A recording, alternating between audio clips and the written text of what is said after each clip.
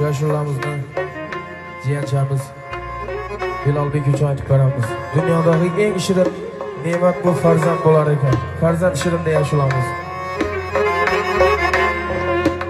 Maktama bağlını koy, farzand şirin. Yıkanım bağlını koy, farzand şirin. Maktama bağlını koy, farzand şirin. Yıkanım bağlını koy, farzand şirin. Meyvesiz bulsa daraxt, bilbi halovat soyasi.